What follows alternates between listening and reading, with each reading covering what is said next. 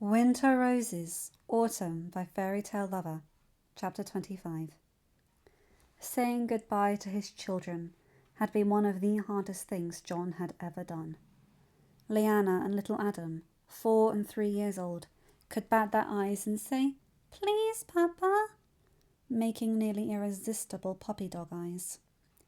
Amon, nearing his first name day, could do little more than lie in there in his cradle, with his dimpled smile and cute face, his wavy silver golden hair and purple eyes shining. "But, Papa, why can't we go with you?" little Adam asked. "Papa will have to go far away to find Mama," John said. Amon was now in his arms as they all sat in the thick fur in front of the fireplace. "But I can ride, Papa," Leanna said. "I can go on snow and follow you in Winterstorm, and little Adam can come with me. I promise to hold Talia safe, Papa."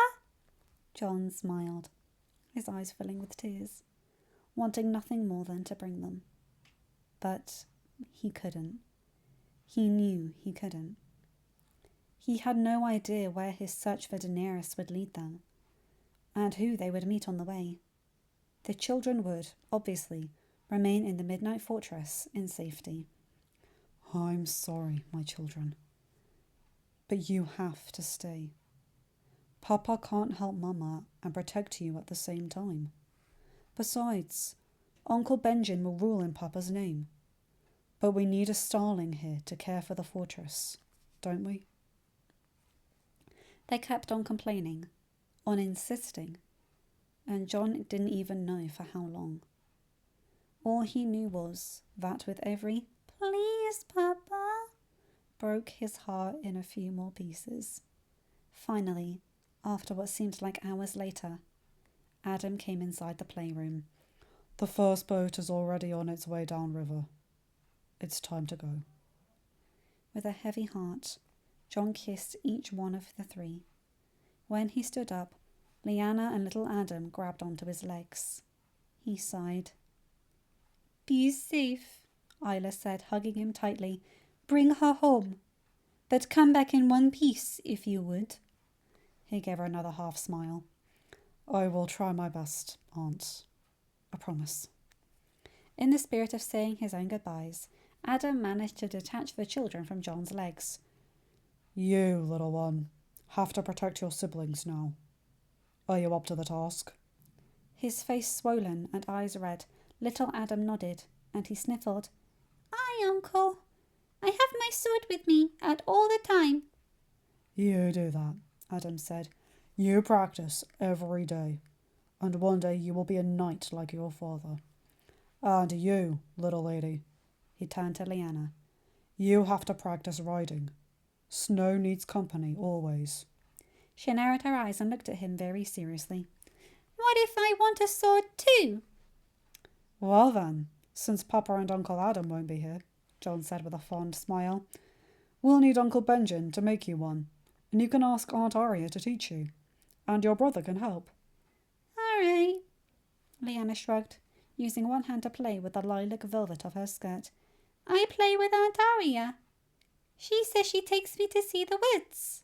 Me and Snow." John widened his eyes, but Isla patted his forearm. "Don't worry, I've got it," she said, and he exhaled in relief. With one last kiss to each of them, he managed to wrangle himself away, promising to bring Mama home. "I've sent a letter to my sister," Adam said on their way down. "I'm sure she is sending one now, since Silver must have raised the alarm. It'll reach us at sea."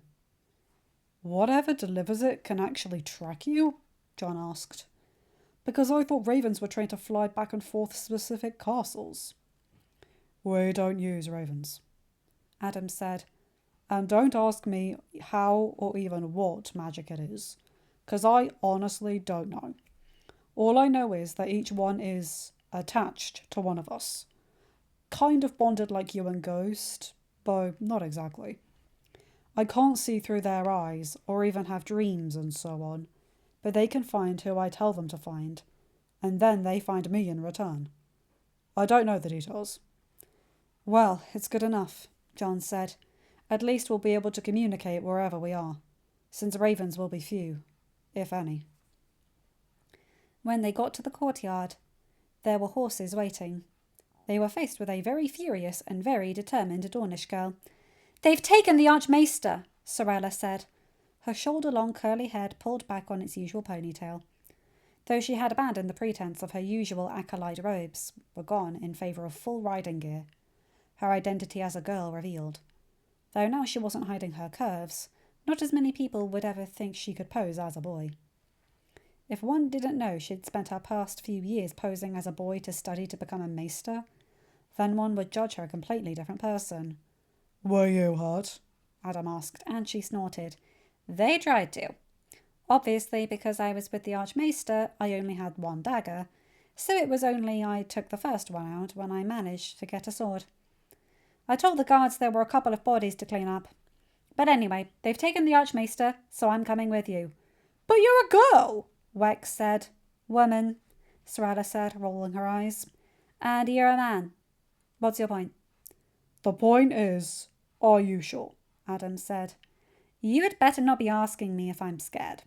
He chuckled. "I know better." "Why did you change clothes?" he asked quietly, not wanting to openly ask in case she thought to return to her disguise. "Because there are no private chambers to spare in the full warship, I'm sure, and this seemed far easier than a funny discovery along the way. Shouldn't we be going? Where are we starting anyway?" "We'll try and intercept their ship, as we believe they are leaving from Loporio, across the island," John said as they mounted. "Are you sure your father—" "I've sent him a raven," Sorella said. "Not that he has any say on the matter. I'm going, and he can't stop me." "I wish you wouldn't waste time trying."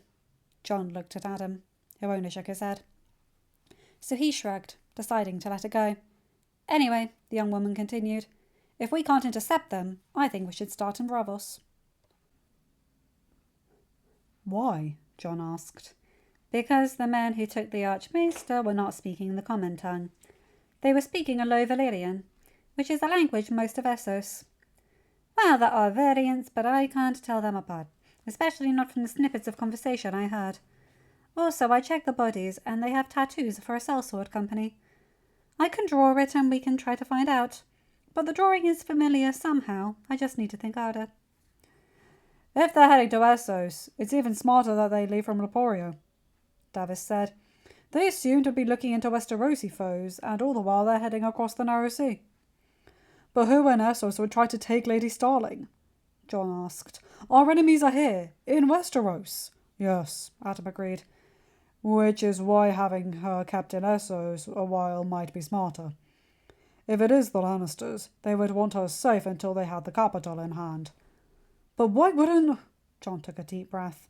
"Tyrion says Tywin likes things done, and not a spectacle. Why would he bother taking Daenerys and keeping her elsewhere?" "Because there is a time and a place for theatre, John," Adam said, "and Tywin knows how to play the game perfectly. If the Lannisters are to get control of the Iron Throne, they don't need to simply kill Robert. They need to get your father and Daenerys out of the way. They do it wrong, then the kingdoms will turn against them and might even call for a restoration without any battles.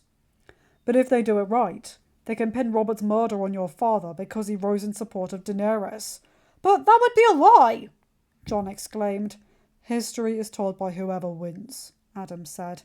"Why do you think everyone still believes Rhaegar is a madman who kidnapped and raped maidens?"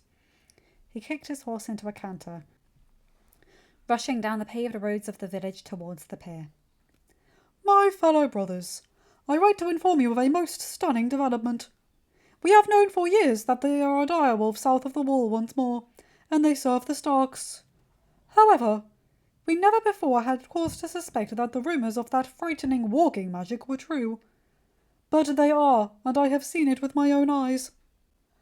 After Lord Stark brought his pet wolf into the Red Keep, I have been watching from afar, and noticed that the beast follows its master constantly, but I believed it to be nothing more than a guard dog.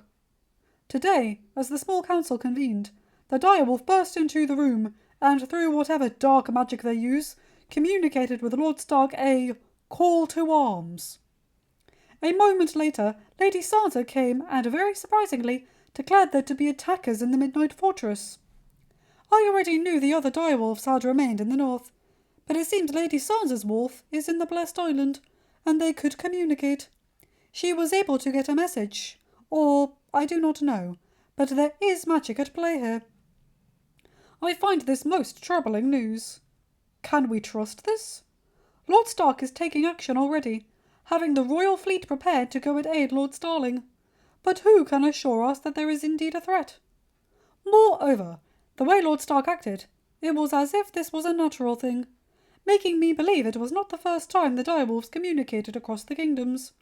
So, it begs the question, why have the maesters from Winterfell and the Midnight Fortress not reported it yet? I shall continue to watch Lord Stark and his wolf, to try to discover anything else.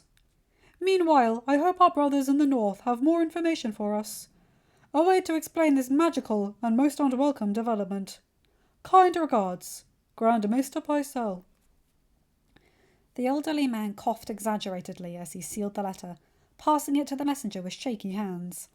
Guard it with your life, sir, Pycelle commanded. Deliver this into the Seychelles' hands and no one else's. Of course, Grand Maester, Sir Simon said. I will leave in the morning, and this letter will reach the right hands. You have my word. Pycelle nodded and dismissed the knight, worried about this new development. He and the Order had worked so hard to erase every last trace of magic. The death of the dragons had been their greatest achievement, certainly. And in retrospect, why had no one even wondered why, as soon as the last dragons died in the dragon pit, the direwolves disappeared from Westeros? Perhaps it was magic that sustained both creatures, and without the counterbalance to the south, the magic in the north had to go. But this was beyond troubling. If the direwolves were back, if the magic to the north was back, did that mean the magic to the south, the dragons, were coming back as well? Pycelle shivered, positively scared. Magic didn't belong in Westeros, and he would make sure it didn't return. Sir Simon, slippery, wise, and ambitious, knew how to recognise true power in a castle. After the mess with Prince Joffrey, it was beyond obvious to everyone in the court that, while Robert Baratheon was the du jour king, Lord Eddard Stark was the de facto ruler. Also, anyone who could count could see that Starks were collecting allies while the Lannisters were collecting enemies. As such, it was safer and much more lucrative to help Lord Stark than anyone else. And, for years now, Lord Varys had worked closely with Lord Stark. Therefore, when someone had a secret from the castle, it was so much more sensible to deliver it to Lord Varys than to the intended addressee. That one would only receive his letter if the spider believed it was necessary. Therefore, even though he had received orders and gold from the Grand Maester, Sir Simon snuck around the servants' passages and went to Lord Varys's chambers, looking for more gold, of course, but also for favour. Grand Maester wants it delivered into the hands of the Seychelles and no one else. Told me to guard it with my life, Simon reported after giving the letter away. Varys opened it and skimmed through. It had taken him mere months to decode the secret language from the Citadel. Then he smiled. Yes, I can see why the Grand Maester would want that. He reached into a drawer in his desk and withdrew a sizable bag of gold. For your trouble. What about the letter? Don't I have to deliver it? The Grand Maester can't know about this. Varys pursed his lips, thinking. After their discovery of the Maester's conspiracy, it would have made no sense for Pycelle not to have warned the Seychelles. This was no mere rumour. The magic had been out in the open for the whole small council to see. Spread the gossip that you are leaving by the order of the Grand Maester, and take the long way to Oldtown, Varys said. You have enough gold to afford a few extra nights in the inns along the road. The knight nodded and collected the letter after Varys resealed it. Well, the easiest thing would have been to burn the letter and have the man on his way. But the knight had a point. So he would need to at least be seen leaving with his cargo. But he couldn't be allowed to reach the Seychelles. He needed the Citadel spies to get wind of the knight on the way. But Varys couldn't allow the letter to reach the Seychelles. Otherwise, the Maesters of Winterfell and the Midnight Fortress would be in trouble. likely replaced with verifiably loyal ones, and the Citadel would order the assassination of the direwolves. Varys had no big love for pets, but, as Silver had proved more than once, they were very useful. Well, then, there was an answer to his problem, one Sir Simon would certainly not enjoy. Willis stood by the cradle, watching his son squirm and smile at him. He was still so small that the inexperienced father was weary of picking him up, without his lady wife around. "I wish you didn't have to go," Winifred murmured, coming beside him. "So do I," Willis returned just as quietly. "But I must." "You are the master of coin," she whined. "Your place is here, in the small council, not in a ship setting a trap." Willis exhaled. "Hopper is difficult. He might think he is in charge, because Uncle Paxter wanted to instill some responsibility on him. But there is only so much damage he can do when the crew is so used to making these deliveries. This mission now, it might mean Lady Starling's life, so I cannot leave it in unsteady hands. The Red Wine Fleet, even the small portion here, is the answer we need to have enough ships to stand against this threat when the Lannisters are moving this way. And, since it was my idea, I must see it through." "I know," Winifred sighed. "I know everything, but that doesn't mean I like it any better." Willis chuckled, and he passed his arms around his wife to draw her into a hug. Their marriage was comfortable, though he couldn't claim to have any great passionate love for her. But she was smart, keen, interested, witty, kind, and loving, and every day they built a stronger relationship. "I know your grandfather will keep you safe, so I leave with a heavy heart because I shall miss you and our son, but not with any big worry about your safety," he said, and she smiled softly. "But the fact remains that Cersei Lannister is on her way to the capital, and the gods only know what havoc she intends to wreak upon the city. You know where the gold is. If you need it, don't hesitate to use as much as necessary to get you, our son, and whoever you need to Highgarden. You will be safe there." "I know," she said. "I'll be vigilant. At the first sign of trouble, I will leave. I promise." Lucas gurgled in the cradle, and the parents turned to look at him, enjoying their last few moments together. Obviously, Arya had known from the beginning that she wouldn't be able to hide forever, but she was expecting to be far enough away that she would be able to convince Jon to keep going rather than waste precious time coming back to drop her off and then return to the chase. She also wasn't worried about hiding until they were past King's Landing. The capital was deep into Blackwater Bay, so it would take over a week to turn inside, get there, drop her off, and return to their original path down the narrow sea. All the direwolves had joined the group sailing downriver, so Nymeria's presence didn't raise any red flags. Hot Pie managed, thankfully, to smuggle Arya into one of the food crates. Gendry, making clear his opinion that this was a very bad plan, promised to make sure it would be put in the bag, but easily accessible, and to come and let her out as soon as they were far enough out to sea. She would probably need to hide in the hold for several days, but Hot Pie had supplied them with enough pies and cobblers to make Arya not go mad while locked up. Also, Nymeria would be hiding with her. If Jon or Adam saw her direwolf companion aboard, they would know she was there as well.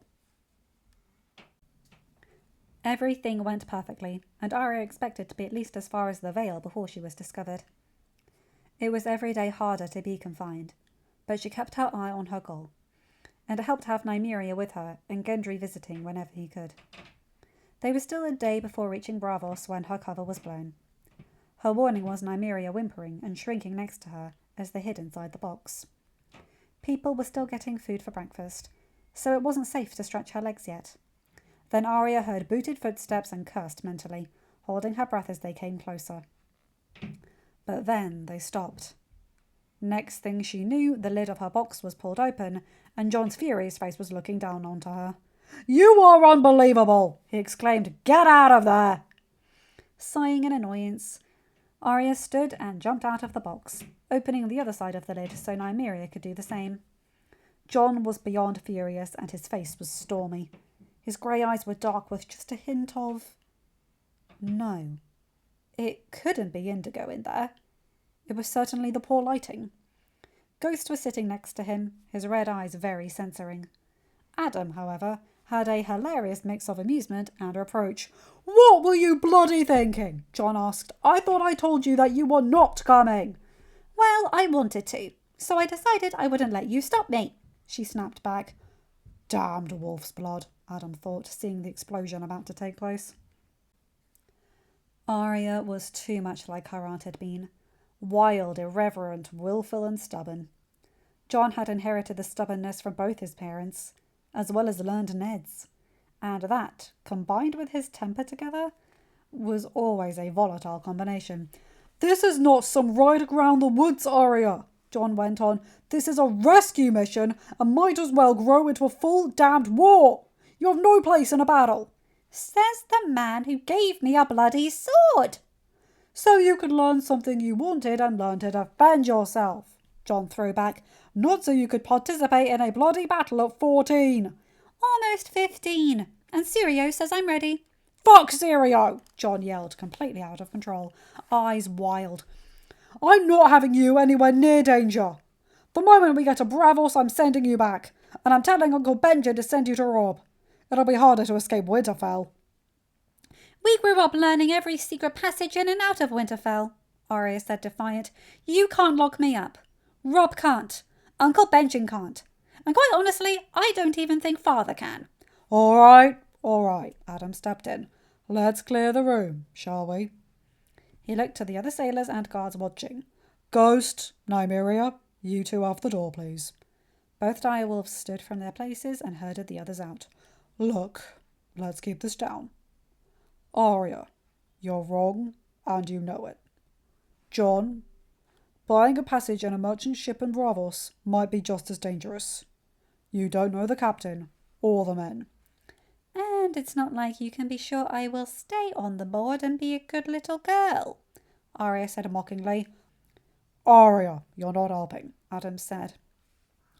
"Keep on tempting me and I will go through the healer's cabinets and find something to knock you out until you're safely with family," John snapped back. Now you're thinking like a tyrant," Adam cut in.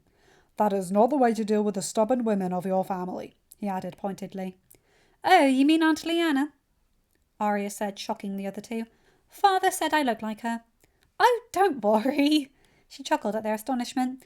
"I like to listen behind walls. My father sometimes slips up and calls her a Shara. It was easy to make the connection after that, Uncle Arthur." He rolled his eyes, but couldn't claim to be very surprised. "Well, that makes my point. Your grandfather learnt the hard way that wild she-wolves don't like going where they don't want to go. So you need to decide if you will trust her safety to strangers, go back to drop her off, or let her stay with us. I know," he went on when he saw John preparing to say something. "I don't like it, and I don't like that she could be in danger. But here, at least, we know where she is and what she's doing." John snorted and stomped out of the room, his fury radiating out of him in waves. "Thanks for the support," Arya said, smiling. "Don't think this will make your life any easier," Adam warned, pointing a finger at her. "The first rule of being a soldier is learning to follow orders, even if you are a wild she-wolf of Winterfell." She lowered her head, slightly abashed. "Now, come on, you've been in a box for days. You need a proper clean-up," he snorted. "Gods help us. But there are no cabins to spare, so it seems we'll have two willful girls who like to bend the rules sharing the same space." John looked around, admiring the winding canals that took the place of the streets, watching the city burst with activity. Bravos was different than anywhere else he had ever been to. Not that he could claim to have travelled a lot. Arya was clearly bored, but it seemed that even Nymeria went against her, for the direwolf had already stopped her from sneaking away twice. Ghost was walking between the siblings and Adam took John's other side, one step behind to make sure no one could attack him from their backs. They were combing the harbour for information, but so far had no luck. "Lord Starling!" a man called, popping in front of them. Ghost growled in warning, and he took a step back. "I mean no harm, my lord. My name is Tycho Nostoris, and I am a representative of the Iron Bank. My men were told that Starling ships were seen in the bay, and, well, we don't have wolves in Essos. I merely meant to introduce myself, and ask if there is anything the Iron Bank can offer you, my lord. We have, after all, worked together so well in the past. John nodded, his mind racing with possibilities. He didn't enjoy the thought of getting entangled with the Iron Bank and their mercenary interest rates. But he had no idea where his search for Daenerys might lead him, or how long it would take. So, the aid of an international institution might be essential. There is indeed something we can work together on, John said, and the banker smiled, sniffing good business.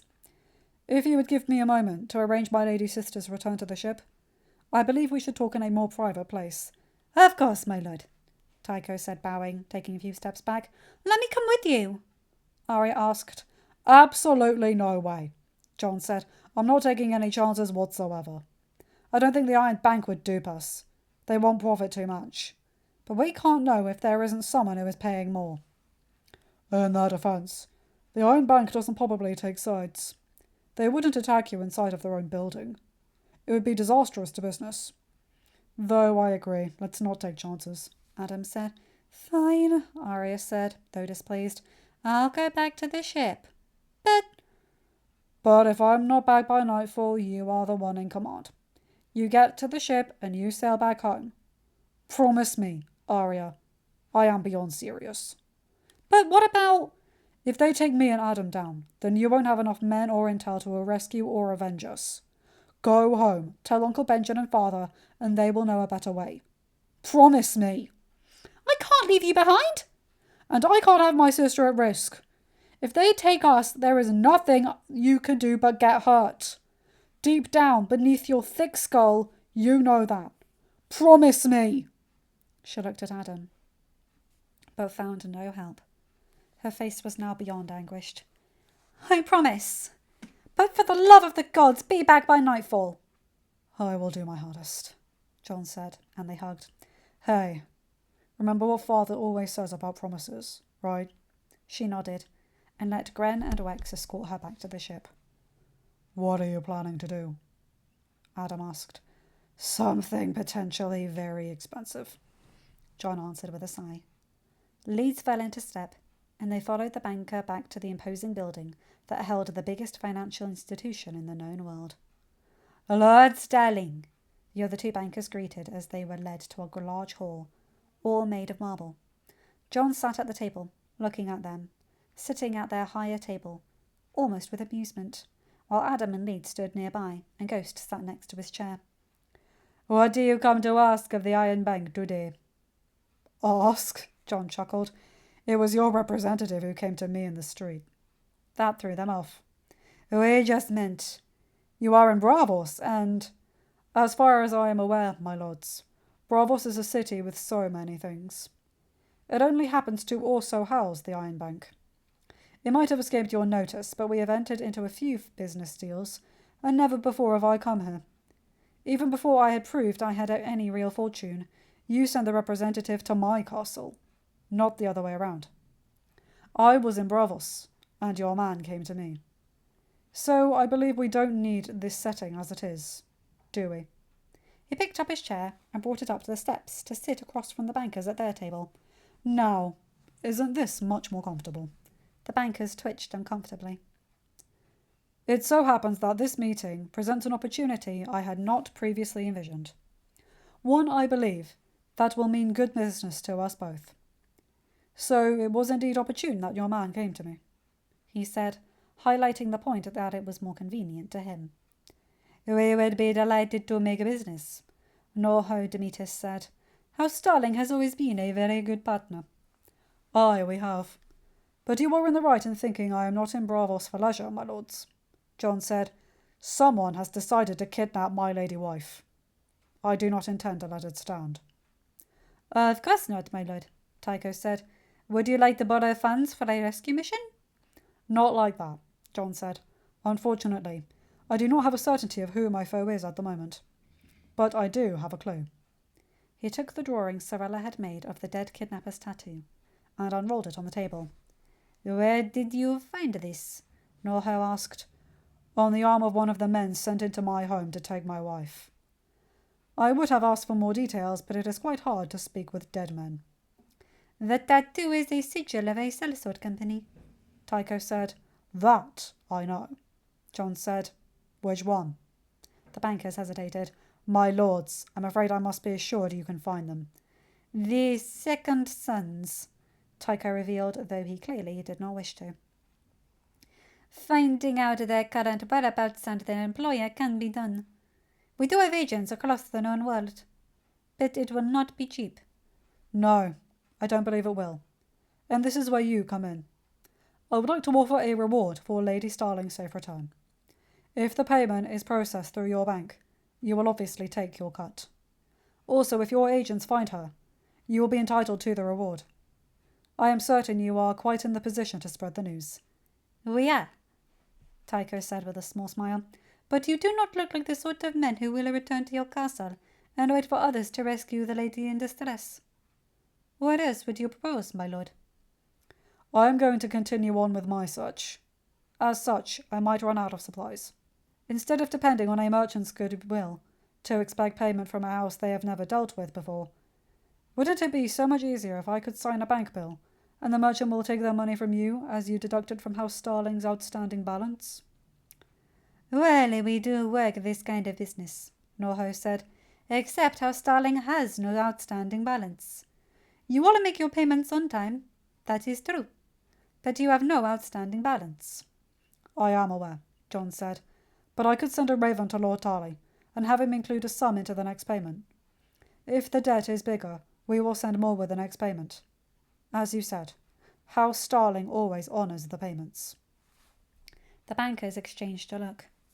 John could see the gleam in their greedy little eyes, thinking that if the payment wasn't honoured, they could try and claim the sterling mines and the rare winter diamond they were selling oh so slowly. As far as the Iron Bank was concerned, this was a scenario that didn't involve loss. As always, Lord Starling, it will be a pleasure to make business with you. It was still mid-afternoon when John, Adam, Ghost and Leeds returned to the Winter Song, and Arya was pacing the deck. She exhaled in relief and hugged her brother tightly. I hated every minute of this, she complained. Well, now you know how I feel having you in danger, John said, and she looked down, blushing. Is everyone back? Sir Davos just returned, my lord, Weg said. He had a man with him, and they went down to the command cabin. John nodded and started to make his way there. He huffed and rolled his eyes when Arya began to follow. I'll listen to the conversation anyway. Why not make it easier on me? She said. He grumbled under his breath, but didn't stop her. They went below deck and followed into the command cabin, where Davos was laughing with his company. Lord Starling, the Onion Knight said, this is Salador-san. He knows all about Essos. About everywhere, really, Salador said. Yes, Davos said. He recognised the tattoo, my lords. It's of the second sons. Aye, I heard the same, John said. Do you know where they are now? Last I heard, and that was about a year ago, they were moving east. The Free Cities don't like their new captain, a fellow by the name of Miro, so they weren't hiring him. This Miro. What do you know of him? Adam said. He is called the Titan's Bastard, and he has a very bad reputation, Sans said. People say he's evil. That's why the company can't find work. And this man now has my wife, John said in a low, cold voice. Can you find them? I can take you across the continent to where I last heard they were. I could put my ships in your service and use my knowledge of Essos to your advantage. I know people in the right places, but I won't make guarantees. Will you give us a moment? Adam asked as John started to pace. Davos, do you trust this man? We've done business in the past, and he's never played anyone, as far as I know. I heard he was in town and thought to ask if he's seen anything. I found nothing on the harbour. We didn't either, John said, and he is right. We don't know anything or anyone in Essos. We need someone who does, or we'll be chasing the wind. He took a deep breath. Very well, call him back in. I'll hire his services, though I don't need all of his ships and men. Davos nodded, and not long after John and Salador-san had reached a deal. Then they spread a map of the narrow sea on the table and went down to business. Davos says you come from here, San said, putting a pin on the western coast of the Blessed Island. While the kidnappers left from here. He placed a second pin on the eastern coast. except that you crossed all the way to Essos and didn't catch them. No, John agreed. We were hoping to intercept them, but no such luck. We spread out to form a blockade, but still nothing. Well, these men knew what they were doing, the pirate lord said. They wouldn't have risked taking a lady without a good escape plan. My expert opinion is that, since they knew where they would likely pursue you from, my lord, they had their ship fully stocked. Like that, they wouldn't need to stop in Bravos.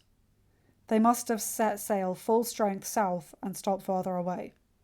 But further away where? Davos said. The sea is narrow, but there are enough spaces on both coasts. Too many for us to cover and still catch up with them. What about Goldtown?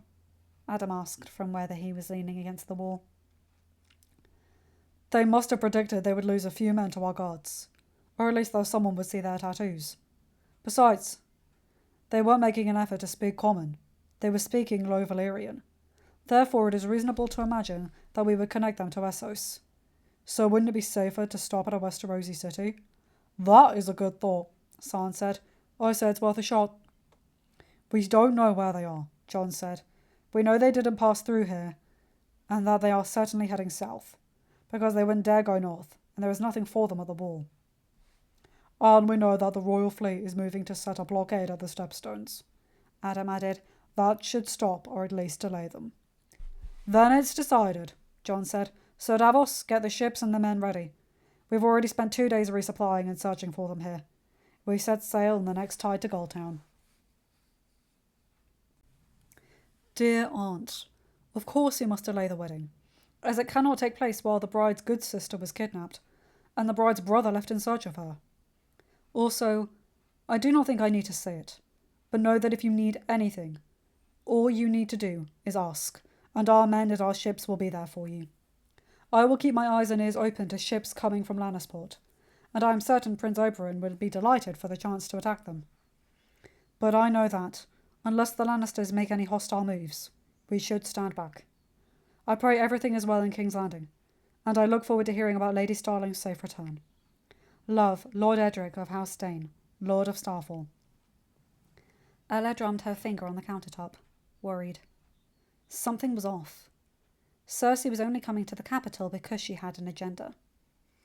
That she was sure of. But what, and how to be sure? This looked too much like a Syvas sport, and there were pieces being moved in the hands of the player. But her family's safety lay in beating the player and winning the game. Fuck! John yelled loudly, punching the wooden wall in the command cabin. He had been calm and collected as they walked the harbour in Goldtown. But the moment they stopped through the threshold of the command cabin of the ship, he had lost his temper. Not that Adam was in any way judging. Hey, John, you need to take a deep breath. The knight said, This was a waste of time! John yelled completely. They're not here. They didn't stop here. We don't know where. I know! Adam yelled back, and John stopped, stunned into silence. For what it's worth, this was my suggestion, and I'm sorry. But this is a chase, John. Punching a hole through the ship's side will only delay us. An evil man took my wife, John said, nearly catatonic. God knows what he's doing to her. You're right, Adam said calmly. We don't know. But you know Dany. She's a survivor. She's the strongest woman I know. Right at the top with Lyanna. She's going to make it. She didn't, John whispered. She's dead. Father came back from Dawn with her bones. She died, and now... Right, terrible parallel. But Dany is not going to die, like Lyanna did. John blinked and turned to him. How did she die? Father never... 7 fucking hells, Adam thought. Dany is going to make it. Because she's a fighter. We will find her and bring her home. There is no other truth. Tell Davos to take us out, John said. I need to be alone. Adam exhaled heavily, using the table as a support. A few moments later, Davos came into the room and the knight relayed John's orders. Sure, the boys are finishing loading up the last few boxes. We'll leave the next tide in a couple of hours. Good, Adam said. After the slew of crushing information, please tell me we have some good news. We do, Davos smiled. We got enough supplies on all the ships to get us as far as the Stepstones, so we can head straight to Tyrosh and meet the royal fleet without stopping anywhere. And there are winds coming from the north, so even though they should be blowing further from the south at this time of year, so we'll be there faster. I'd love to say yay, but if it pushes our sails, it also pushes theirs as well. The knight grumbled. More time for the Royal Navy to entertain them, then. Davos said, ever the optimist. I'll get us to sail, my lord. End of chapter. Hi guys, hope you enjoyed this one. I like this chapter. Oh, that bit with him saying goodbye to his kids was really sad. And Arya and... oh god. You can't predict her, but at the same time you kind of can. Anyway, you guys know the drill. Like, comment and subscribe and hit that bell to get notified for whenever I upload a new video. Have a good day, night, or whatever time zone you're in. Bye my guys, gals and all bye pals. I'll see you in another video. Take care.